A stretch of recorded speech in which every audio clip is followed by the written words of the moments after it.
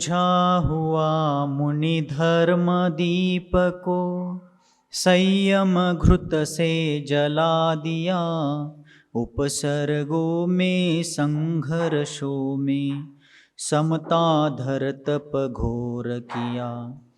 ऐसे अनुपम उपकारों से ऋणी हो गए सभी श्रमण, शांति सागराचार्य देव को मेरा बारंबार नमन, मेरा बारंबार नमन। पंच परमेष्ठी भगवान की, द्वादशांग जिनवानी माता की, चारित्र्य चक्रवर्ती मुनिकुल पितामह धर्म साम्राज्य नायक 20वीं शताब्दी के प्रथम आचार्य भगवान श्री शांति सागर जी मुनि महाराज की, परम पूज्य आचार्य भगवान श्री विद्यासागर जी मुनि महाराज की, दीक्षा गुरु शांत मूर्ति वात्सल्य रत्नाकर गुरुवर आचार्य भगवान श्री सन्मति सागर जी मुनि महाराज की, पूज्य आचार्य श्री वर्धमान सागर जी मुनि महाराज की, पूज्य निर्यापक श्रमण मुनिवर श्री धर्म सागर जी मुनि महाराज की, अहिंसा परमो धर्म की।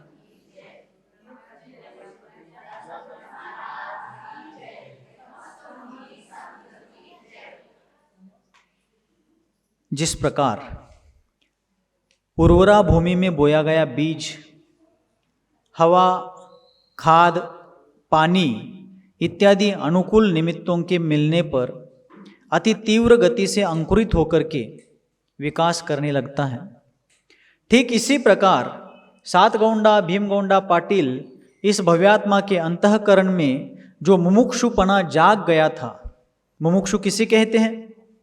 मोक्तुम इच्छुः मुमुक्षु, जो मुक्त होने की, संसार चक्र के परिभ्रमण से मुक्त होने की इच्छा रखता है, उस मुक्ति के साधक को, मुक्ति के इच्छुक को मुमुक्षु कहा जाता है। तो सातगौंडा भीमगौंडा पाटिल ऐसे इस महान व्यक्ति को अपने अंतःकरण की मनोभूमि पर बोया गया वैराग्य का बीज बहुत तीव्र गति से लहलहाने लगा, अंकुरित फलित पुष्पित होने लगा और संयम का फल देने के लिए वह तत्पर हो गया था। अब उनको संयम की आस लगी थी, साधना की प्यास लगी थी, इसलिए वे गुरु की खोज में निकले थे। जिस प्रकार कोई प्यासा व्यक्ति अपनी प्यास को बुझाने के लिए जल का शोध लेता है, जल की खोज करता है, इसी प्रकार सातगौंडा ने भी अपने जीवन में सन्मार्ग दिखाने वाले, उस मार्ग पर चलने वाले मुक्ति के पथिक अच्छे और सच्चे गुरु की खोज की और वे टहलते टहलते घूमते घूमते कहाँ पहुँच गए? उत्तूर नाम का गांव, जो कागल के पास, महाराष्ट्र का जो कोल्हापुर जिला है उसमें जो कागल तहसील है उसमें जो कापशी नाम का गांव है। कौन सा कापशी? सेनापति कापशी। हाँ, शिवाजी महाराज के बेटे छत्रपति संभाजी महाराज के शासन काल में मल्लोजी बाबा घोरपड़े नाम के सेनापति थे। संताजी घोरपड़े के पिता वो कापशी से आते थे, इसलिए उनके नाम पर, उनके सेनापति पद के कारण उस कापशी को सेनापति कापशी कहा जाने लगा।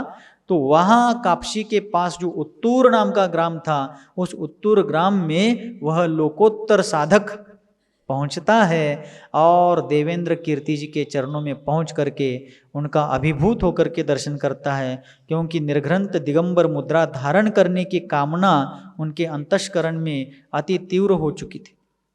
अपने गुरु के चरणों में पहुंच करके उन्होंने अत्यंत विनयावत होकर के उनके चरणों में प्रणिपात किया, नमस्कार किया, उनका क्षेम कुशल पूछा, उनके मोक्ष मार्ग की अनुकूलता की जानकारी लेकर के फिर उन्होंने गुरु के चरणों में अपने हृदय को खोल दिया। जैसे माटी धरती के सामने अपना हृदय खोलती है, उसी प्रकार उन्होंने गुरु को याचना की, निवेदन किया कि हे गुरुवर, आप मुझे भी संयम प्रदान करें। इस संसार रूपी समुद्र से पार करने वाले उस धर्म रूपी नौका में मुझे भी आश्रय दीजिए और संन्यास रूपी संयम रूपी उपकरण, संन्यास और संयम रूपी साधन मुझे सौंप करके इस भव वारिधि से तिरने के लिए मुझे हस्तावलंबन दीजिए और मेरे जीवन को कृतार्थ कीजिए। इस प्रकार का अत्यंत हार्दिक निवेदन किन्होंने किया? सातगौंडा जी ने अपने गुरु चरणों में, देवाप्पा स्वामी अर्थात देवेंद्र कीर्ति जी महाराज के चरण कमलों में किया। उन्होंने अपने संपूर्ण हृदय भाव उनके चरणों में प्रस्तुत करने पर अंत में कहा कि गुरुवर, मुझे निर्ग्रंथ दिगंबर पद की दीक्षा दे करके आप मेरे जीवन को अनुग्रहित कीजिए। तब उनके गुरु कहते हैं, गुरु का और उनका पूर्व परिचय भी होता था, क्योंकि उनके गुरु देवाप्पा स्वामी अर्थात देवेंद्र कीर्ति जी महाराज जब भोजनगर में आते थे तो इनके यहाँ भी उनके आहार होते थे, तत्व चर्चा होती थी, स्वाध्याय होता था। विहार में लाने ले जाने के लिए, लाने छोड़ने के लिए 7 गौंडा हमेशा अग्रसर रहते थे।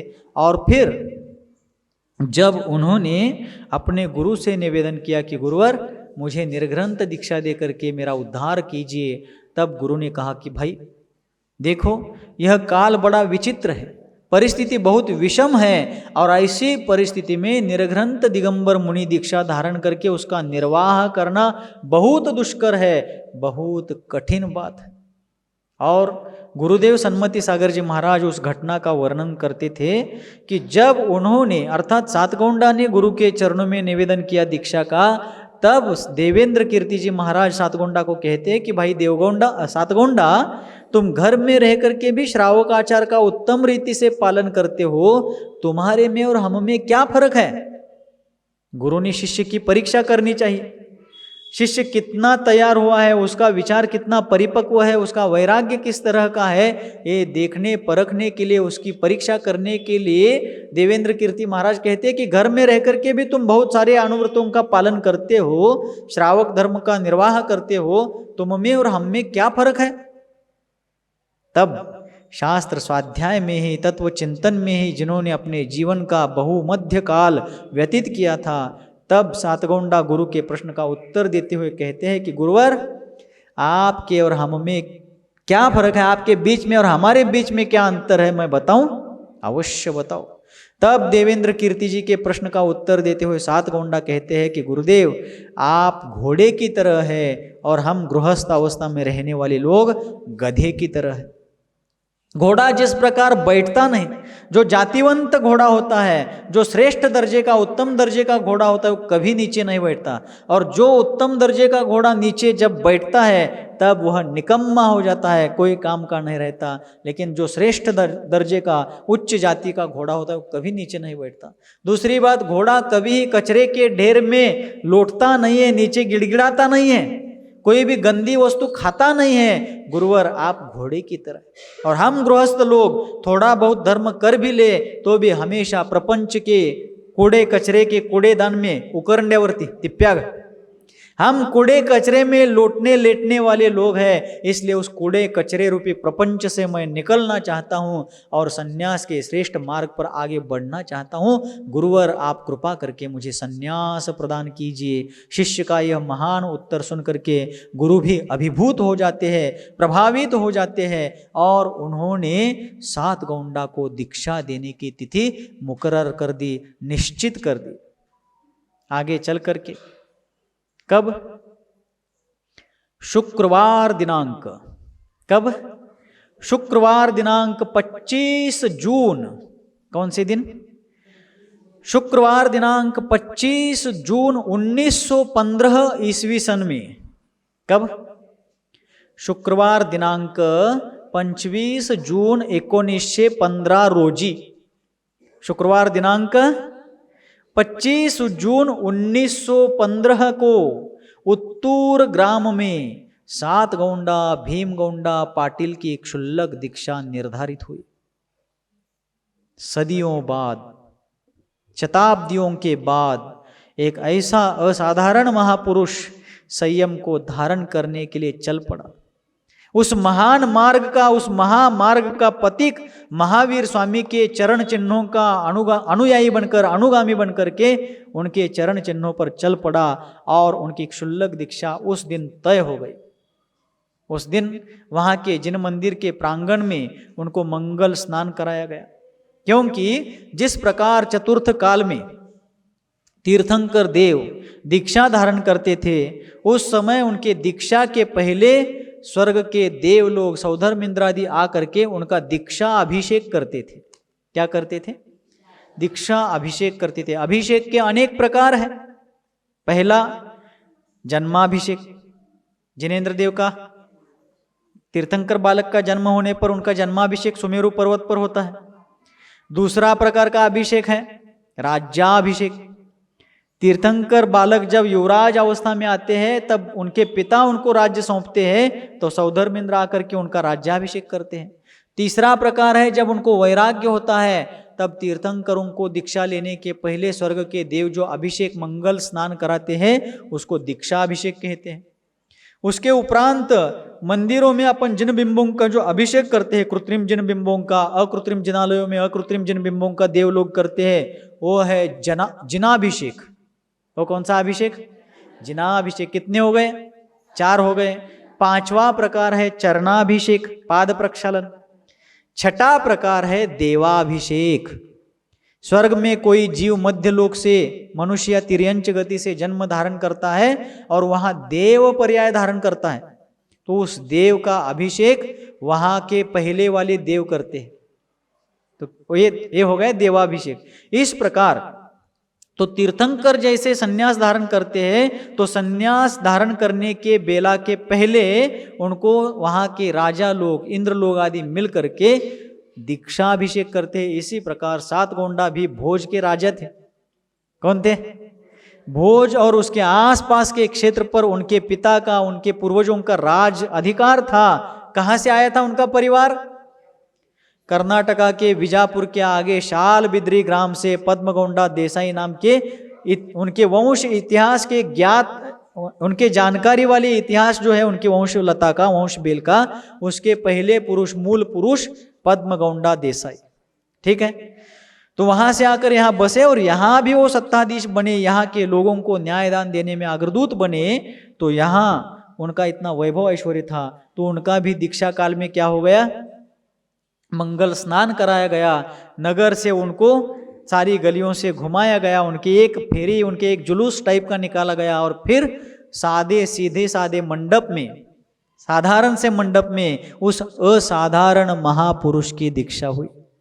गुरुवर हमारे भाग्य विधाता उस प्रसंग को पुनः पुनः लोगों के सामने प्रस्तुत करते थे कि एक असाधारण व्यक्ति की दीक्षा बहुत साधारण ढंग से हुई। आज अपना जैन समाज बहुत उत्सव प्रिय हो गया। बड़े बड़े मंडप चाहिए, मोटे मोटे डेकोरेशंस चाहिए, बहुत तामझाम चाहिए, ऐसा चाहिए, वैसा चाहिए, ये चाहिए, वो चाहिए। लेकिन जिनके कारण यह श्रमण संस्कृति का प्रवाह धारा प्रवाह रूप से बह रहा है, उस असाधारण पुरुष की दीक्षा बहुत साधारण तरीके से। देखिए कैसे कैसे प्रसंग है। और जब उनके ऊपर देवेंद्र कीर्ति जी महाराज ने क्षुल्लक दीक्षा के संस्कार किए, क्षुल्लक पद अर्थात उत्तम श्रावक। क्षुल्लक दीक्षा का मतलब क्या है? उत्तम श्रावक के व्रत धारण करना। श्रावक के जघन्य, मध्यम, उत्कृष्ट ऐसे 3 भेद है। तो 11 प्रतिमाधारी श्रावक अर्थात क्षुल्लक जी महाराज। ठीक है, रोज सुबह यहाँ क्षुल्लक जी महाराज आते हैं ना शांतिनाथ जिन मंदिर से। हाँ, तो क्षुल्लक जी महाराज जो होते हैं वे उत्तम श्रावक होते हैं। वे अभी मुनि नहीं है, लेकिन उनको शास्त्रों में लघु मुनि कहा गया है। क्या कहा गया है? लघु मुनि।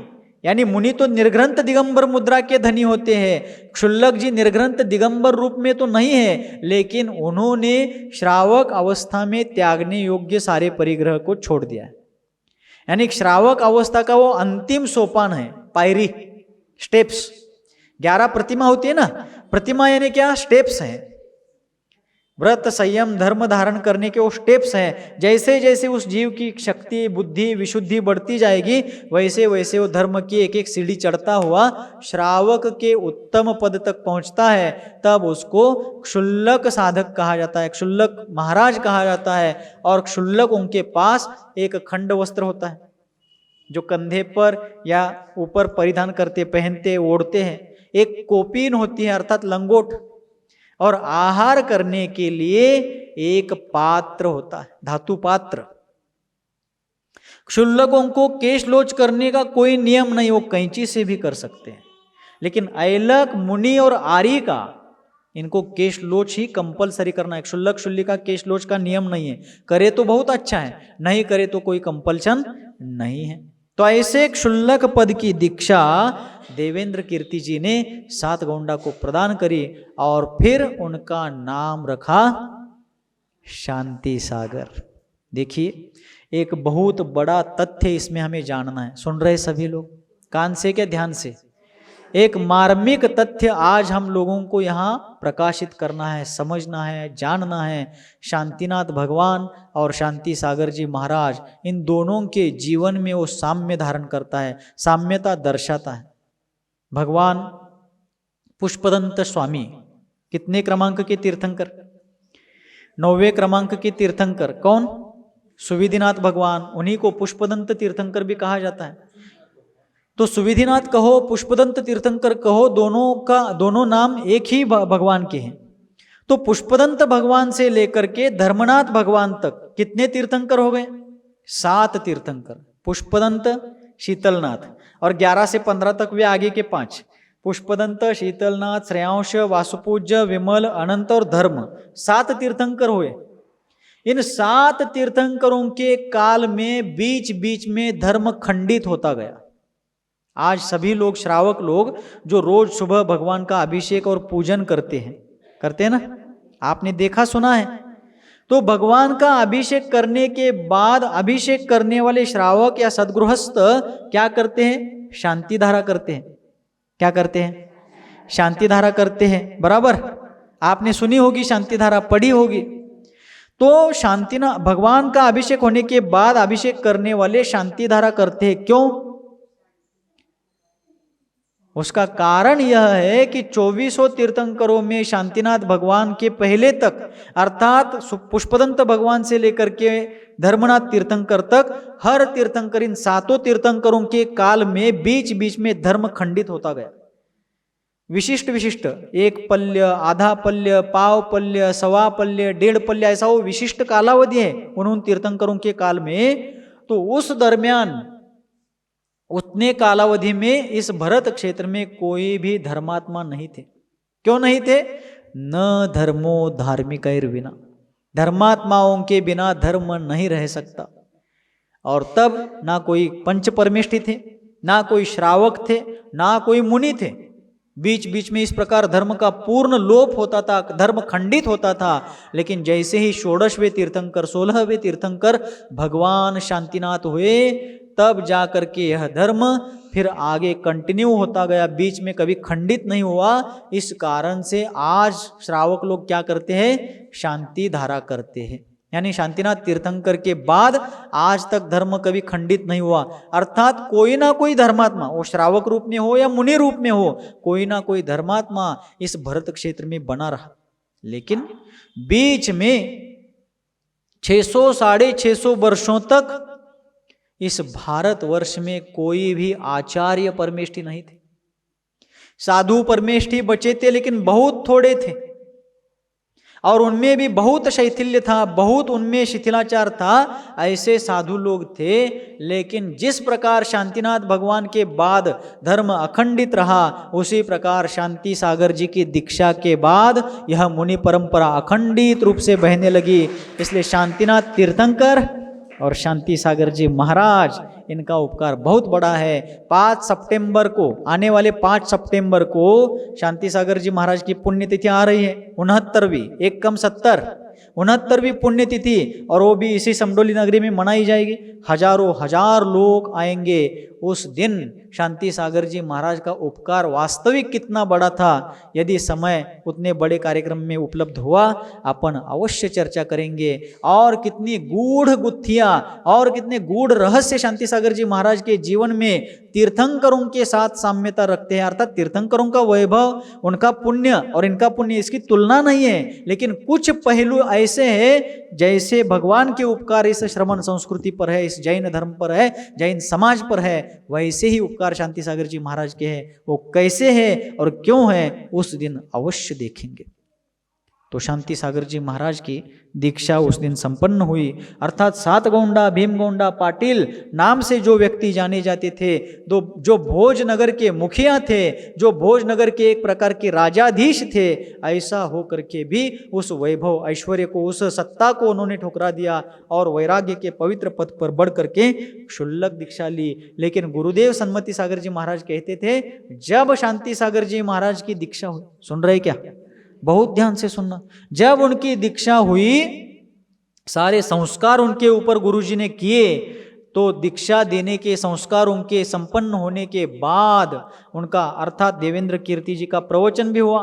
तब एक श्रावक ने प्रश्न पूछा उन देवेंद्र कीर्ति जी महाराज को कि महाराज, आपने इन भोज के पाटिल जी को दीक्षा तो दे दी, लेकिन पिंची कमंडलू कहाँ है?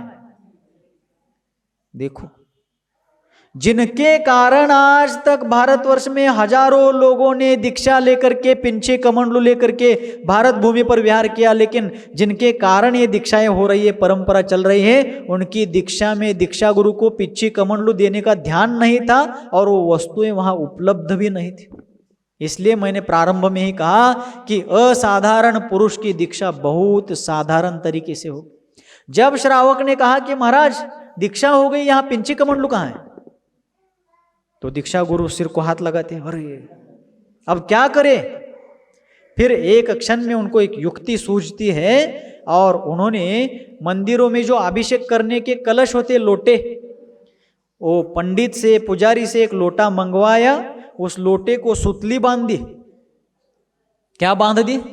सुतली बांध दी। उसके ऊपर ढक्कन के रूप में कुछ रख दिया व्यवस्थित तरीके से और उनको कमंडलू के रूप में वो लोटा सौंप दिया। पिंची, अपने ही पिंचिका में से कुछ मयूर पंख निकाल करके उसको सूतली से बांध करके गांठे कस करके शांति सागर जी महाराज को उन्होंने वो पिच्छी प्रदान करी। ध्यान रखिए, समझ लीजिए, आज ऐसी सुंदर सुंदर पिंचियां बन रही है, सुंदर सुंदर। दक्षिण अफ्रीका द्वीप से, अफ्रीका खंड में एक सेशेल्स द्वीप है, यहाँ पर ये जो अपने भौतिक विश्व अपन जो कहते हैं, एशिया द्वीप, यूरोप खंड, अफ्रीका खंड, ऑस्ट्रेलिया खंड, अमेरिका खंड, ऐसा जो अपन कहते हैं, तो अफ्रीका खंड में एक सेशेल्स द्वीप है। वहां पर एक विशिष्ट प्रकार के पेड़ उगते, नारियल जैसे पेड़ होते हैं, उसको बड़े बड़े ऐसे फल लगते हैं, तो उसको, उसके भीतर एक गुदा होता है, गुदा अर्थात एक विशेष प्रकार का, जिसको अपन मराठी में गाभा कहते, गाभा, उसको निकाल करके, वो बहुत महंगा बिकता है वहां पर औषधियों के लिए। वो निकाल करके ऊपर का जो उसका रहता है, जिसको अपन मराठी में नारियल का क्या कहते हैं, कवटी, कवच, हाँ, ऊपर का रहता है ना, वैसा वो जोड़ फल होता है। तो उसको भारत में ला करके आज ये सारे कमंडलू, ये अफ्रीका द्वीप से कमंडलू आकर यहाँ मिल रहे हैं आज, लेकिन शांति सागर जी को उस समय सादा लोटा दे दिया गया। आज भारतवर्ष में 1000, 1500 से ऊपर ज्यादा साधु है, लेकिन उन सभी साधुओं को कम से कम 600, 650 तक पंख रहने वाली पिंची आज सहजता से उपलब्ध होती। लेकिन शांति सागर जी, जिनके कारण ये पिंचियां सारे भारतवर्ष के साधुओं को प्राप्त हुई, उनको सेपरेट पिंची नहीं मिली। उनके गुरु की पिंचिका में से कुछ पंख निकाल करके उनको तत्कालीन व्यवस्था के रूप में दिया गया। फिर आगे जाकर के कोल्हापुर के एक श्रावक थे उस समय, भूपाल जिरगे, उनके माध्यम से शांति सागर जी महाराज के पूर्वाश्रम के छोटे भ्राता, कौन, कुमगौंडा भीमगौंडा पाटिल, उन्होंने कोल्हापुर के जिरगे, भूपाल जिरगे जी को संपर्क करके कहीं से कमंडलू और पिंची मंगवा करके, उपलब्ध करवा करके क्षुल्लक श्री शांति सागर जी महाराज को पिंचिका प्रदान की। लेकिन शांति सागर जी महाराज ने कभी तकरार नहीं करी, गुरु जी से कभी शिकायत नहीं करी कि आपने मुझे दीक्षा दी, लेकिन ऐसा कमंडलू लोटा मुझे थमा दिया। मैं अपने घर में चांदी के लोटे में पानी पीता था, सोने के बर्तनों में भोजन करता था, और आपने मुझे अभिषेक का लोटा कमंडलू के रूप में दे दिया। ऐसी शिकायत उस शांति के सागर ने कभी नहीं करी। आज हमारे पिच्ची कमंडलू को कुछ हो जाता है तो हमारे मस्तक से चिंगारियां निकालने लगती है, लेकिन शांति सागर जी महाराज ने कभी उस तरफ ध्यान नहीं दिया, क्योंकि वे नाम के शांति सागर नहीं थे, काम के शांति सागर थे, वास्तव में शांति सागर थे। इस प्रकार उनकी क्षुल्लक दीक्षा कब संपन्न हुई? 25 जून, शुक्रवार दिनांक 25 जून 1915, बराबर। यानी उनकी दीक्षा, क्षुल्लक दीक्षा को लगभग 110वां साल चालू हो गया। अब पिछले महीने 25 जून संपन्न हुआ, तो 25 जून पिछले महीने में 25 दिन से आगे आज अब उनका 110वां साल चल रहा है क्षुल्लक दीक्षा का। इस प्रकार उनकी क्षुल्लक दीक्षा हुई। दीक्षा लेने के उपरांत दिन भर परिचर्या हुई, प्रतिक्रमण, सामायिक इत्यादि सारी क्रियाएं, आवश्यक क्रियाएं हुई। अब दूसरे दिन आहार को जाना, पहली बार आहार को जाना है। क्यों? दीक्षा के दिन उपवास ही होता है। कोई भी क्षुल्लक दीक्षा हो, ऐलक दीक्षा हो, मुनि दीक्षा हो, क्षुल्लिका, आर्यिका, कोई भी दीक्षा हो, दीक्षा धारण करने के दिन उपवास करके, उपवास का संकल्प लेकर के संन्यास धारण किया जाता है, व्रत धारण किया जाता है। तब उनका पहले दिन तो उपवास ही था दीक्षा के दिन, अब दूसरे दिन आहार को जाना। क्षुल्लक जी उत्तम श्रावक थे, लेकिन उस समय सामाजिक परिस्थिति बहुत विचित्र थी। एक जगह शास्त्रकारों ने कहा है कि उस दरमियान परिस्थिति कैसी थी। आचार्य शांति सागर जी महाराज के एक शिष्य हुए कुंथू सागर जी महाराज। उस समय ऐनापुर के वो रहने वाले थे, कर्नाटका में। यहाँ उगार के आगे ऐनापुर है ना, गुंडवाड़ ऐनापुर वगैरह गांव लगते हैं यहाँ उगार के पास। तो वे ऐनापुर के थे। उनका नाम था रामाप्पा, रामू कहते थे सब उनको। उनके जीवन चरित्र का एक विशिष्ट प्रसंग है जो मैं आपको मूक माटी में आने वाले 2-4 दिनों में यथासंभव सुनाऊंगा, क्योंकि उस प्रकरण से वो दृष्टांत, वो घटना बहुत तालमेल खाती। तो कुंथू सागर जी महाराज ने शांति सागर जी महाराज का जीवन चरित्र संस्कृत भाषा में लिखा। कौन सी भाषा में? वो बहुत अनपढ़ थे, अंगूठा छाप थे, अंगठे बहादुर, लेकिन आगे चल करके वो संस्कृत के विद्वान बने। कैसे बने, क्यों बने, मैं मूक माटी में बताऊंगा आप लोगों को। तो उन्होंने शांति सागर जी आचार्य देव का चरित्र संस्कृत भाषा में लिखा। इतने विद्वान हुए, पूरे भारत में विहार किया कुंथू सागर जी महाराज ने। राजस्थान के किशनगढ़ में, अजमेर जिले में किशनगढ़ में हमारा चातुर्मास 2020 में हुआ था। जब पहला लॉकडाउन हुआ ना कोरोना काल में, तब हमारा चातुर्मास उस लॉकडाउन के बाद किशनगढ़ में हुआ। उस किशनगढ़ में केडी जैन विद्यालय है, अर्थात कुंथू सागर दिगंबर जैन विद्यालय। इन कुंथू सागर जी महाराज के नाम से वहाँ विद्यालय खुला। इतना उन्होंने भारत भर विहार, धर्म प्रचार सब किया। तो उन्होंने कुंथू सागर जी महाराज ने आचार्य शांति सागर जी महाराज का जीवन चरित्र लिखा। उसमें एक जगह पर उस समय की परिस्थिति का वर्णन करते हुए उन्होंने कहा कि उस समय वास्तव में परिस्थिति क्या थी। इस पंचम काल रूपी वर्षा काल में, पंचम काल को उन्होंने कैसी उपमा दी? पावसाळा। पंचम काल को उन्होंने बारिश के मौसम की उपमा दी है। इस पंचम काल रूपी वर्षावास में सर्वत्र मिथ्यात्व रूपी बादल फैले हुए थे। दशों दिशाओं में मिथ्यात्व रूपी बादल सर्वत्र फैले हुए थे। सर्वत्र घना अंधकार छाया हुआ था। और उस समय बहुत विरले, बहुत थोड़े धर्मात्मा थे कि मानो एक घने अंधकारमय जंगल में कई जुगनू चमकता हो। जुगनू अर्थात काजवा मराठी में। भयंकर अंधकारमय वन में, जंगल में कहीं कहीं पर और कभी कभी एकाध जुगनू चमकता हो। इस प्रकार कहीं कहीं पर ही विरले संख्या में धर्मात्मा लोग थे। और फिर श्रावकों के भीतर बहुत अंधकार, अज्ञान रूपी अंधकार फैला हुआ था और उनको पता नहीं था कि भगवान किन्हें कहते हैं, शास्त्र का मतलब क्या है, गुरु का स्वरूप क्या है, गुरुओं को आहार दान किस प्रकार किया जाता है, गुरुओं की परिचर्या वयावर्ती किस प्रकार की जाती है, उनके मोक्ष मार्ग में सहायता कैसे करनी चाहिए। बहुत विरले लोग इस चीज को जानते थे। और फिर उस समय की परिस्थिति थी कि निर्ग्रंथ दिगंबर मुद्रा में सामाजिक जीवन में कोई भी नहीं घूम सकता, ऐसा अंग्रेजों का हुक्म था। क्योंकि उस समय भारत में अंग्रेजों की सत्ता थी और अंग्रेजों का फरमान था, आदेश था कि इस देश में, हमारी हुकूमत में, हमारी सत्ता में कोई भी नग्न अवस्था में सामाजिक जीवन में, सार्वजनिक जीवन में नहीं आ सकता। उस समय के दिगंबर मुनि जो बहुत थोड़ी संख्या में थे, वे जंगलों में तो निर्ग्रंथ दिगंबर मुद्रा में रहते थे, लेकिन नगर में जब आहार के लिए आते थे तो वस्त्र लपेट करके आते थे। देवेंद्र कीर्ति जी महाराज भी इसी प्रकार करते थे। फिर दूसरे दिन अर्थात दीक्षा लेने के दूसरे दिन आहारचर्या की बेला आई। उस समय मंदिर में जो पुजारी वर्ग, जिन्हें अपन यहाँ लोकल में पंडित जी कहते हैं, तो पुजारी वर्ग क्या करते थे, श्रावकों के घर में जाकर बताते थे कि आपके घर में आज अमुक महाराज जी का आहार होगा, आपके घर आज तमुक महाराज जी का, इन महाराज जी का आज होगा, इन महाराज जी का आपके यहाँ आज होगा। इस प्रकार वो पहले ही मैच फिक्सिंग कर देते थे। क्या करते थे? मैच फिक्सिंग कर देते थे। लेकिन सात गोंडा जो अब क्या हो गए थे, शांति सागर हो गए थे। उनको शास्त्र स्वाध्याय के कारण पता था कि उद्दिष्ट आहार ग्रहण करना साधना के मार्ग में उचित नहीं है। क्या नहीं है? श्रावक कर सकता है क्या आज मुझे पात्रदान करना है, वैसे पात्रदान की भावना तो रोज करनी चाहिए।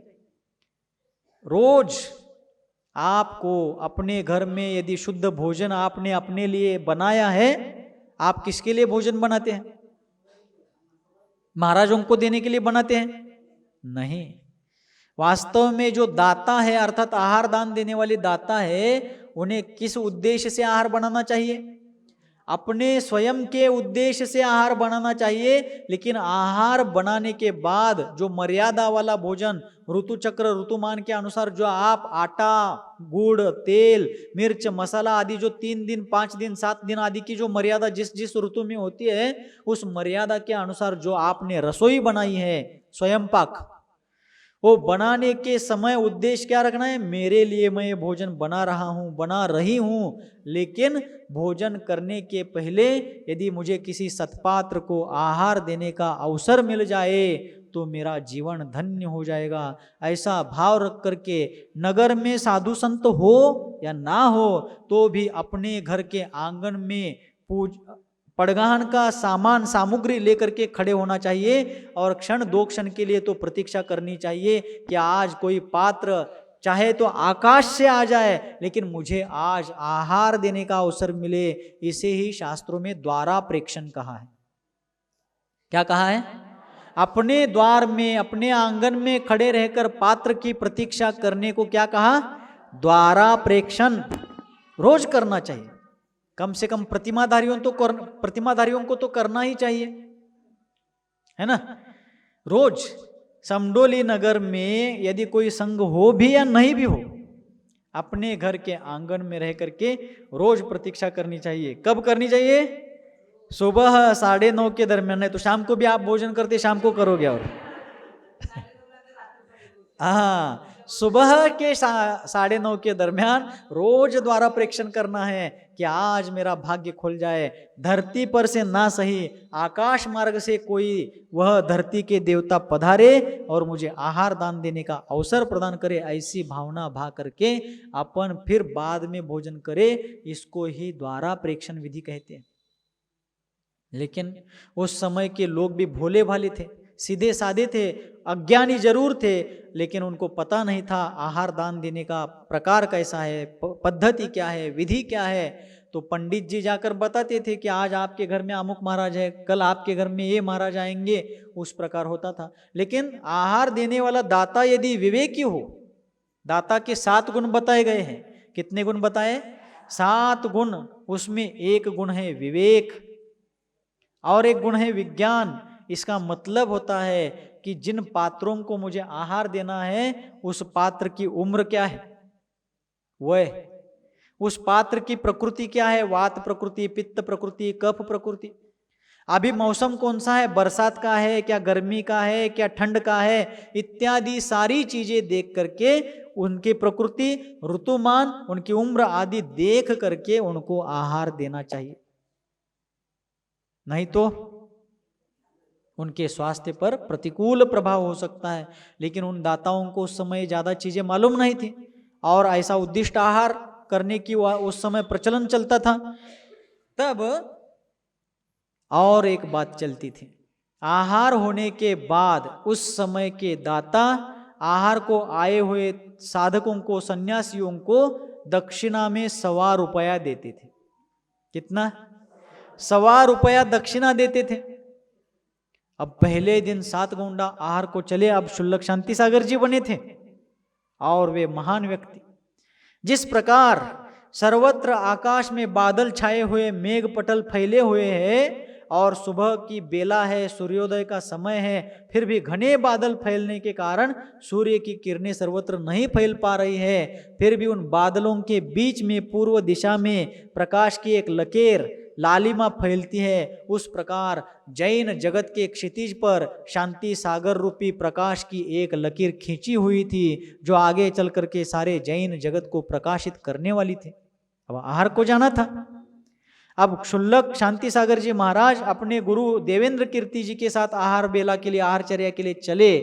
उस दिन उनको पता चला था कि ये सिस्टम है, उनको मंजूर नहीं था, क्योंकि वो 42-43 वर्ष की उम्र वाले थे, बचपन से स्वाध्याय करते आए थे, उनको सारी क्रिया, उनको सारी चर्या पता थी। लेकिन पहला दिन था और गुरु की अवज्ञा ना हो, उनका अनादर ना हो, इसलिए ना इलाज से वे एक घर में आहार को गए। आहार हुआ। आहार होने के बाद जब वे लौटने लगे तो लौटने के पहले उन्होंने श्रावकों को बहुत मार्मिक उपदेश दिया। श्रावकों का कर्तव्य क्या है, साधु संतों के प्रति उनकी भूमिका क्या होनी चाहिए, इत्यादि चीजों का मार्मिक उपदेश दिया। और जब उठकर आने लगे तो घर के जो दाता थे, मालिक थे, वो उनको 1.25 रुपया दक्षिणा देने लगे। शुल्लक जी को मालूम नहीं था, पता नहीं था। उन्होंने पूछा ये क्या है?